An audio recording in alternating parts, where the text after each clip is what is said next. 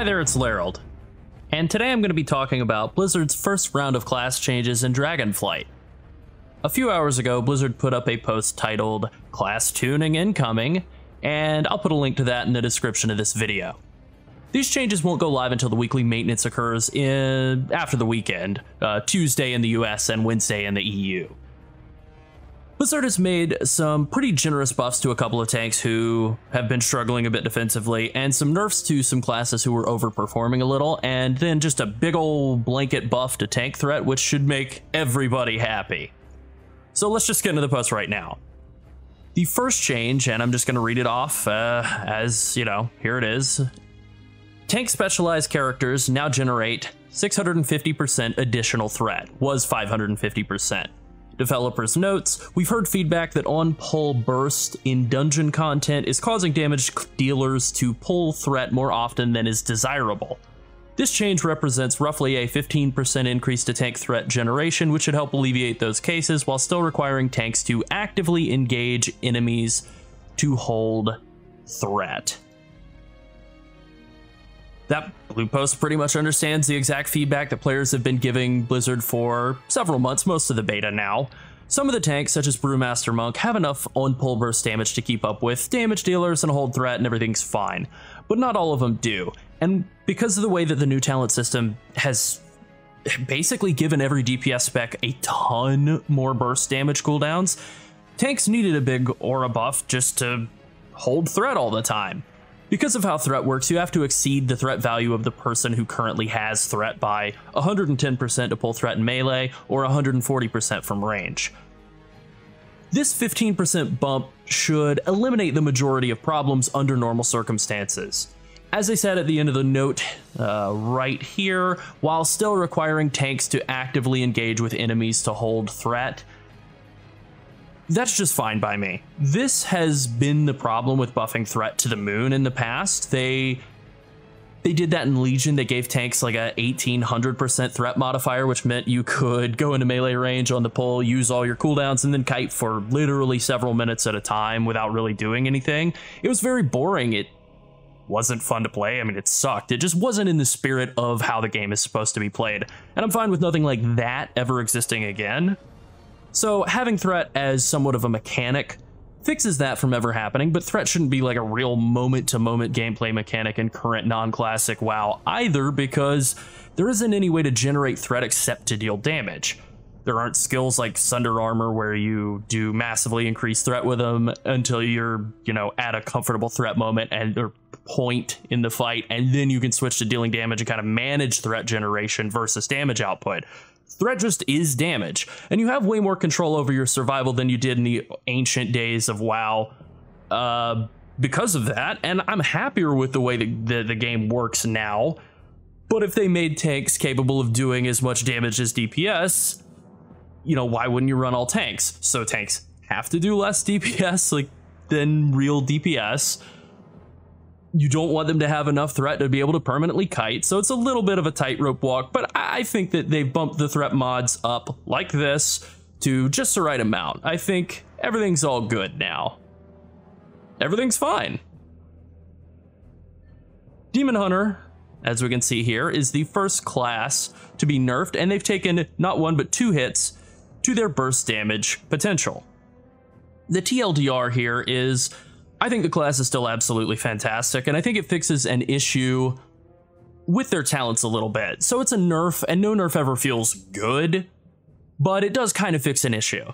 I also think that both of these are probably more a result of Havoc being super strong, and Vengeance is also super strong, but it's getting nerfed because of Havoc, as both of these are talents that are available to both specs. First off, the Hunt here has had its damage reduced by 10%. The Hunt is a pretty large burst damage cooldown. Now it does 10% less damage. That's not like super great, but it's still a good talent, still worth taking, still a good damage cooldown, and Demon Hunter still deals good damage. This is basically all fine. I mean, it's quite a bit less than a 1% total damage loss, so no real big loss here. It's fine. The second nerf is to Fodder to the Flame. The choice node talent at the bottom of the spec tree, and I have a talent calculator pulled up here with it socketed in or chosen. It's in the choice node with Elysian Decree, as you can see.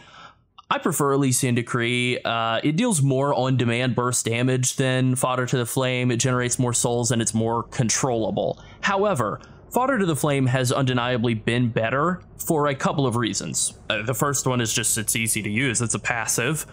The second is that its proc rate was super duper high because it was generating or benefiting from haste. And third, because it summons demons, it gives you a buff for consuming a demon's soul, which is a pretty significant damage buff, 20% for 15 seconds. That was also benefiting from the increased proc rate. This nerf makes it so that the proc rate will no longer scale with haste at all. That's a pretty significant reduction in the amount of demons that Fodder to the Flame will spawn, like 25 to 30% fewer. Depends on how much haste you had. I don't necessarily think that this is a terrible thing. It's a nerf. It's definitely still an easy to use talent, and it's still a reasonably competitive talent with Elysian Decree because of that demon buff. But a passive talent probably shouldn't be easily outperforming an active talent. That, just think on that for a second. Like, why would something that takes a little bit of thought and skill to apply be worse than something that just works automatically? I think this is a nerf that makes sense. It's a lot less annoying than some of the other directions they could have gone in reducing Demon Hunter's damage, like just straight up reducing their sustained single target damage, which is what they've done in the past. So nerfs are never fun, but all things considered, I think that these aren't bad at all, and Vengeance Demon Hunter is still in amazing shape and really fun to play. Monk is next. They've only gotten one change, a humongous buff to their health pools. The passive that increases Brewmaster's stamina, Brewmaster's balance, it was a 30% increase. Now it's going to be a 45% increase. I compared tank health and armor values and so on a whole bunch during the beta, specifically using characters around 398 item level, which is right at the upper end of normal raid gear. So a well-geared normal character, but pre-heroic. At that level, Monk was the only tank below 400,000 unbuffed base health, and they only had like 357,000 health, quite a lot below the rest of the pack. After this buff, they'll be like right at 399,000 health, so it's technically still under 400k, but much, much closer to the rest of the pack, and basically getting about 35 to 40,000 health, which is pretty good. This makes monks way safer defensively against pretty much everything.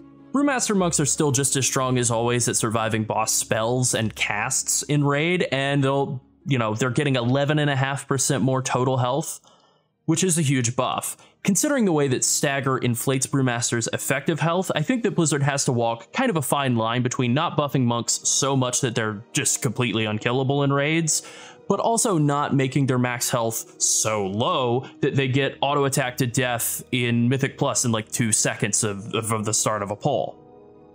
I think this buff gives monks a little bit more cushion. It just makes them a little safer of a choice in dungeons in Season 1, which is great. I mean, this makes me happy 100%. And one final note, because Gift of the Ox healing scales inversely with your health pool, this is a minor reduction in your ability to self-heal. The amount that you lose in self-healing, you way more than make up for in terms of your base tankiness. So 0 complaints. This buff is precisely what Brewmaster monks have needed. I've been tanking dungeons on Monk, Warrior, and Druid this week, and while I don't think that Monk felt bad at all, the health pool difference was pretty noticeable between the 3 tanks. This cuts down that gap by quite a big chunk. Okay, next is Paladin. Again, Paladin gets 1 change, but it's a good one. Their tank passive Aegis of the Light, which grants increased stamina and increased armor, has been buffed. Pally was the second lowest tank in terms of health pool size. Again, in the beta testing at that like top end of normal raid gear, they were just over 400,000 health. So still a good way behind like the rest of the pack, which is 420 plus, but way ahead of Brewmaster monks. I mean, over 50,000 health, more than a Brewmaster monk. This health change is about a 3.5% buff to Pally's overall health, so it'll put their base health in normal raid gear around 415,000 health. It's about a 12 to 15,000 unbuffed health increase for a prop Pally. That puts them a lot closer to tanks like Warrior and DK, who are in that like 420 to 425 range. This really fixes Pally's biggest problem in my mind, which has always been surviving burst damage in raids. Pally basically has the opposite problem of Brewmaster Monk. They have great damage mitigation in dungeons, they're really tanky, but they struggle to live through any kind of big boss damage hits in raids unless they have a major cooldown available. Sometimes you can block a spell, and then you're fine, but the choice is basically block the spell and live, don't block the spell and die. That's not great, and that has historically been Pally's Achilles heel. So an extra 15,000 health really helps out a lot. It's a big old bandage right over that, over that wound. And of course, any health increase will help in Mythic Plus as well. So very good. Pally also got a buff to their base armor passive. That does not affect the armor that they get from Shield of the Righteous, but it is a pretty substantial increase. Because of diminishing returns, it's worth about 5% more damage reduction against physical damage if you don't have Shield of the Righteous active, which you usually will, and because of diminishing returns, it's about 3.5% more damage reduction if you do have Shield of the Righteous up, which is still very good. So between these two changes, Pally's looking about 7% tankier against physical damage, or thereabouts. This is really good. Again, like Monk, it's exactly what they needed, and I think that Pally's are in really, really good shape now. Like, it would be super lame to do a tier list right now and put all the tanks at like S or A, but that is basically where we are right now. Everything's good and fun. Who could complain about that? And finally, let's finish up with Protection Warrior. They did finally get another nerf, and this time it's not to Rage Generation. But first off, they're getting a buff. They're getting 2 talent changes. The first is to Fueled by Violence, which is a talent that heals you for 85% of the damage or 65% of the damage you deal with deep wounds. That is being bumped out to 85%. The problem is the design flaws inherent in Fueled by Violence. Deep wounds on a single target basically does almost no damage at all. And so even if you healed for 100% of it, that wouldn't be enough to mean anything at all. In large scale AoE, it's still not a lot of damage. So this really just isn't a very good talent. Certainly with it not, healing for all that much, like it's not even healing for 100% of the damage it deals. It's just not a good talent. Brutal Vitality is a good talent. This is the talent that would make you leech 30% of all the damage you deal into your active Ignore Pain.